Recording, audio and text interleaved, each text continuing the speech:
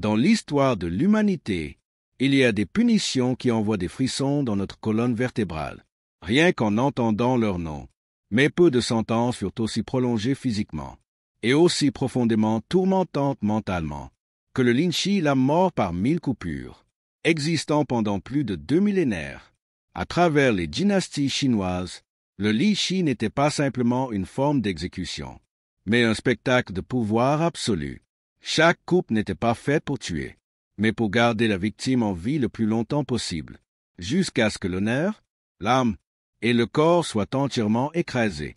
Des tyrans comme Luzier, aux innocents accusés à tort comme Yuan Chongyuan, des concubines sans défense, jusqu'aux adolescents mentalement instables. Tous pouvaient devenir les cibles de ce supplice. Quand l'Occident a commencé à interagir avec la Chine, au XIXe siècle, les premières caméras ont capturé ces moments barbares. Les photographies d'exécution par lynchis ont choqué l'opinion publique internationale, devenant un catalyseur pour une vague de réformes juridiques, qui finirent par abolir ce châtiment en 1905. Lynchis, la mort par 1000 coupures, est un retour vers un passé sanglant et obscur, où la justice était tordue par la peur, et l'humanité, allumée de l'intérieur de l'obscurité elle-même. Un documentaire qui reconstitue le chapitre le plus sombre de l'histoire judiciaire asiatique. On pense que le lynchis est apparu pour la première fois sous la dynastie Wu de l'Ouest, vers le IXe siècle avant Jésus-Christ.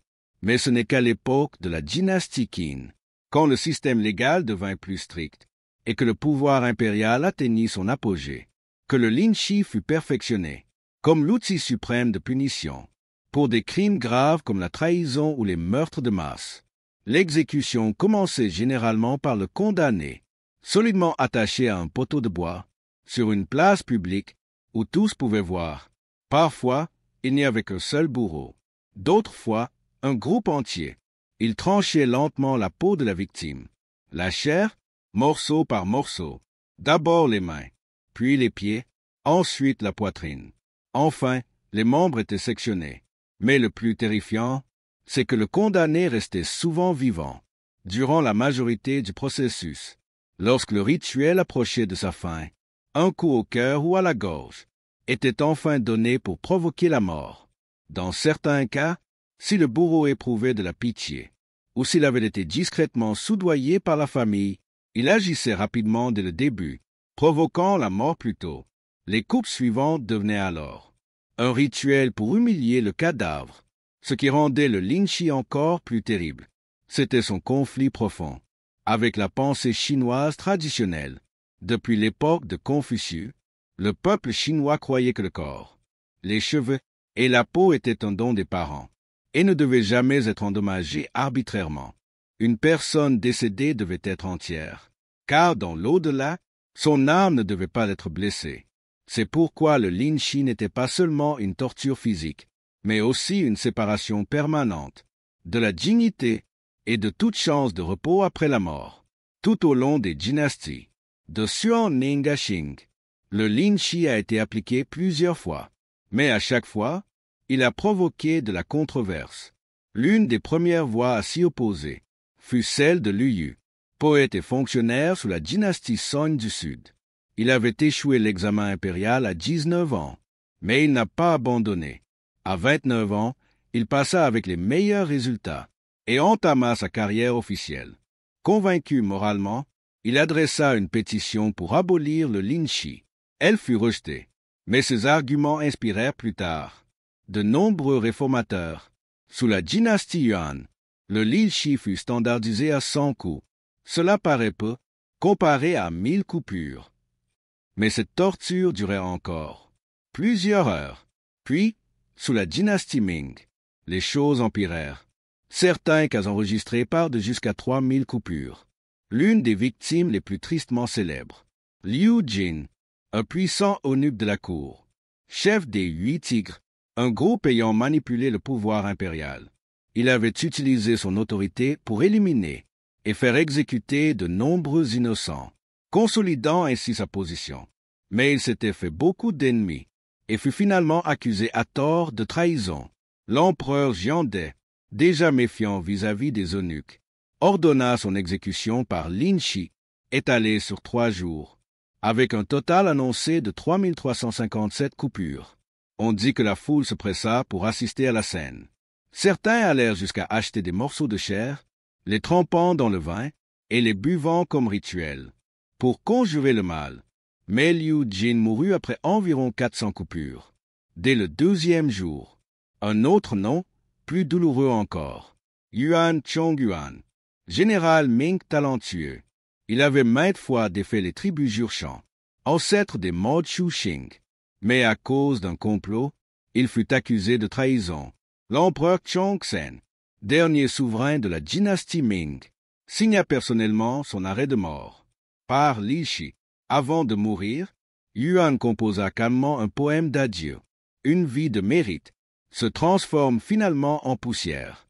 La moitié de ma carrière, comme dans un rêve. Pas besoin de s'inquiéter du manque de héros. Après mon départ, car mon âme loyale garde encore Liaoyu.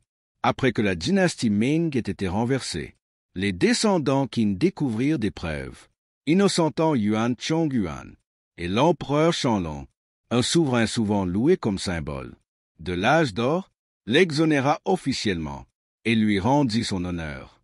Mais l'un des épisodes les plus brutaux et les plus étendus, impliquant le Li Shi, survint en 1542, sous le règne de l'empereur Jia Jing. Connu pour ses croyances en l'alchimie et les superstitions, il pensait pouvoir prolonger sa vie en buvant le sang menstruel de jeunes filles vierges. Pour produire cet élixir cramoisi, les jeunes servantes du palais, âgés de 13 à 14 ans, étaient forcés de manger des feuilles de mûrier et de ne boire que de l'eau de pluie pour garder leur corps pur. Toute fille malade était battue ou expulsée. Le mécontentement grandissait. Un groupe de servantes conspira pour étrangler l'empereur lors d'une visite dans la chambre de la concubine Duan. Mais l'une d'elles prit peur et courut prévenir l'impératrice Fan. Le plan échoua. Toutes les servantes, y compris celles qui les avaient dénoncées, furent exécutées par Li Shi. La concubine Duan aussi, bien qu'elle ait été plus tard prouvée innocente. Leurs familles, elles aussi, furent exterminées ou réduites en esclavage. Si dans la partie précédente, nous avions vu la sauvagerie du Lin Shi à travers les dynasties chinoises, maintenant, l'histoire prend un nouveau tournant, car l'Occident commence à tourner les yeux vers l'Est. Explorateurs, diplomates, missionnaires, pour la première fois, ils assistèrent de leurs propres yeux à cette peine lente qu'ils n'avaient jusqu'alors connue que par d'horribles rumeurs. Sous la dynastie Qing, le monde occidental étendit son influence en Asie. Les puissances européennes, notamment la Grande-Bretagne et la France, cherchaient à intervenir dans les affaires chinoises par la diplomatie, le commerce et parfois par la force. C'est dans ce contexte qu'ils rencontrèrent les punitions traditionnelles de Chine. Et parmi elles, le Lin Shi se démarquait comme un symbole d'une sauvagerie inimaginable. L'un des rares cas documentés d'un occidental exécuté par Lin Shi est celui du prêtre français Joseph Marchand, missionnaire catholique actif au Vietnam au début du XIXe siècle. À cette époque, le Vietnam était gouverné par l'empereur Maimon de la dynastie Nguyen, connu pour sa fermeté contre le catholicisme.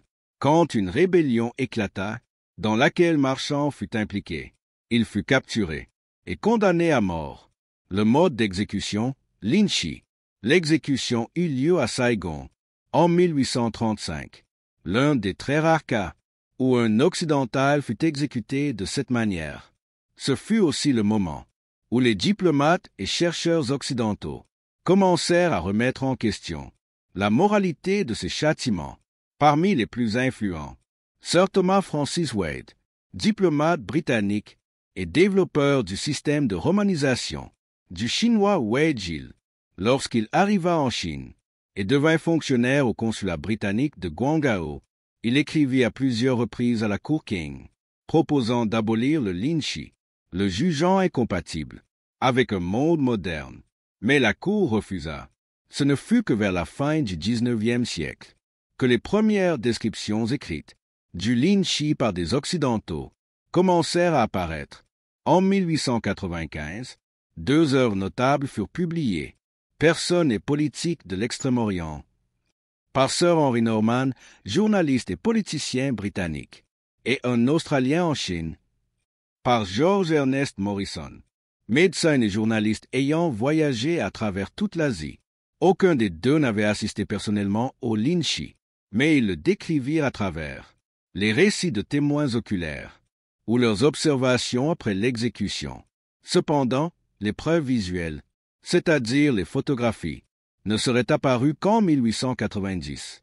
Un Américain, William Arthur Curtis, originaire du Kentucky, prit les premières photos de lynchis à Guangzhou. Mais selon plusieurs sources, ces photographies furent ensuite perdues. Tout changea rapidement après la révolte des Boxers en 1900, quand l'alliance des 8 nations, la France, l'Allemagne, la Grande-Bretagne, les États-Unis et d'autres, occupèrent Pékin. De nombreux soldats français capturèrent des photos directes des exécutions par lynchis. Ces images ne choquèrent pas seulement les spectateurs occidentaux, elles devinrent aussi des preuves irréfutables de l'existence de cette punition dans des temps pourtant modernes. L'un des cas photographiés fut Wonquin, un officiel Qin accusé d'avoir tué injustement 2 familles innocentes.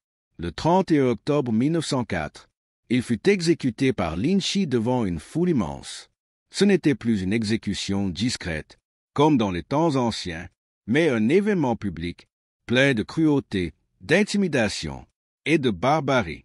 Quelques mois plus tard, en janvier 1905, une autre victime documentée par photo était un adolescent atteint de troubles mentaux, ayant tué sa propre mère. La photo de sa mort fut plus tard utilisée dans l'ouvrage de Georges Dumas, 1930, Nouveau traité de psychologie, pour illustrer les états mentaux violents. Face à une vague de critiques féroces, tant nationales qu'internationales, la Cour Qin dut enfin agir. 2 figures clés de la réforme pénale émergèrent. Chen Jiaben, homme politique et juriste influent, et Wu Qingfang, diplomate de renom. Ils réitérèrent les arguments remontant à Liu, affirmant que mutiler le corps humain par lynchis n'était pas seulement inhumain, mais aussi contraire aux traditions culturelles chinoises. Enfin, en mars 1905, un décret impérial fut promulgué. Le lynchis fut officiellement aboli, mais il restait encore une dernière exécution.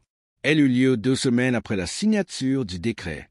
Comme un dernier écho macabre d'une époque révolue, la personne exécutée fut Fujuli, un garde mongol accusé d'avoir assassiné son maître, le prince de Han. Malgré l'interdiction, l'exécution eut lieu, et cette fois, chaque détail fut photographié. Les clichés furent ensuite imprimés en 12 cartes postales à Tenzin, où certaines traces existent encore aujourd'hui.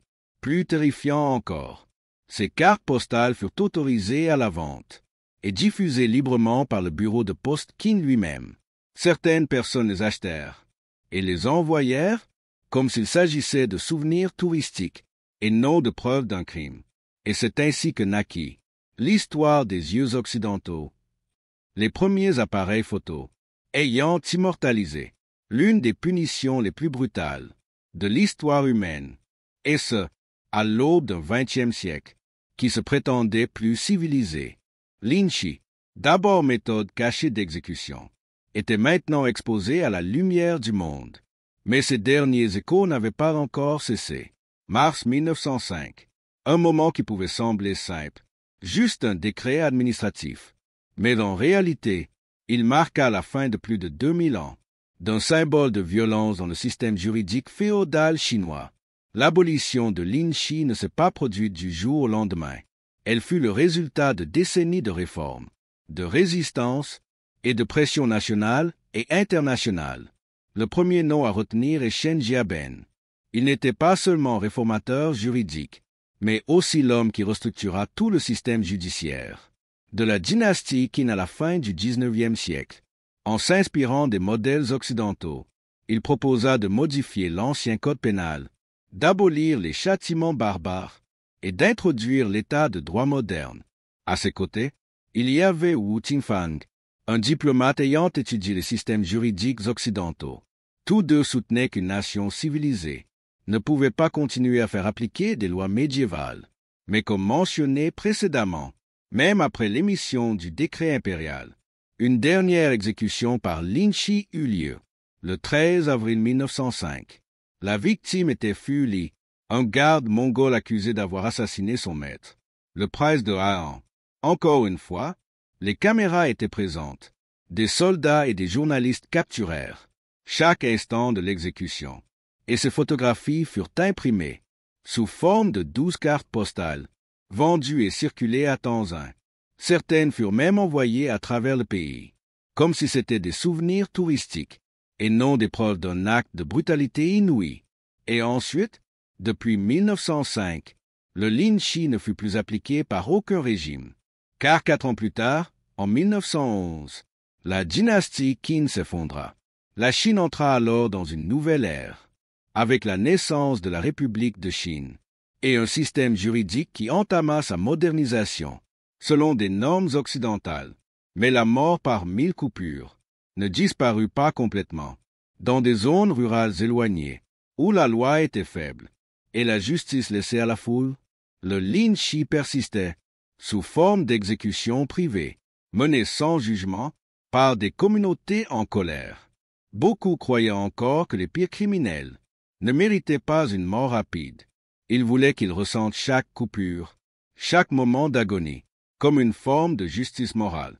Ces pratiques, même si elles étaient désormais illégales, révélaient un héritage profond de violence collective et une soif de sang que la société avait nourri pendant des siècles.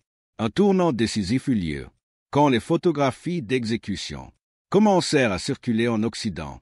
Beaucoup de ces images furent utilisées dans des expositions, des livres et même des matériaux académiques, pas pour accuser la Chine, mais pour prévenir l'humanité du dangereux seuil entre la loi et la violence inhumaine.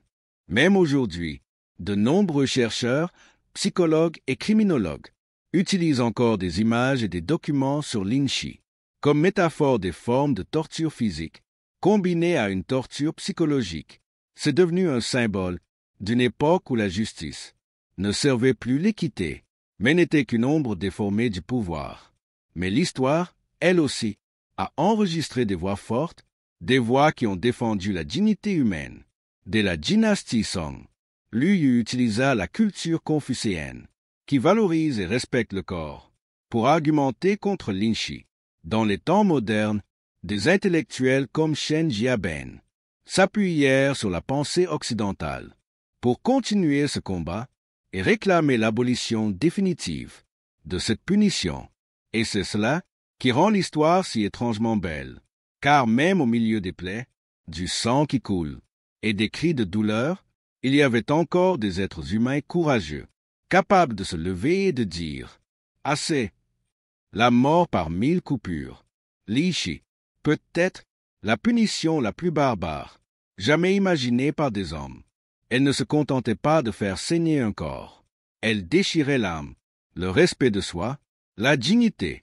Mais c'est justement à cause de sa cruauté que Lin Shi est devenu le symbole d'une époque qui devait disparaître. Aujourd'hui, quand nous regardons cette histoire, ce n'est pas pour la maudire, ni pour mépriser le passé, mais pour comprendre que la justice ne peut jamais aller de pair avec la torture, que la vraie bonté humaine n'émerge qu'à partir du moment où l'on apprend à poser des limites à sa propre colère. Si cette vidéo vous a paru précieuse, et si elle vous a aidé à comprendre un coin sombre de l'histoire humaine, n'oubliez pas de 5 pouces vers le haut, liker, cloche, vous abonner à la chaîne, bulle et laisser un commentaire sur les sujets historiques que vous aimeriez explorer ensuite. Merci d'avoir écouté jusqu'au bout.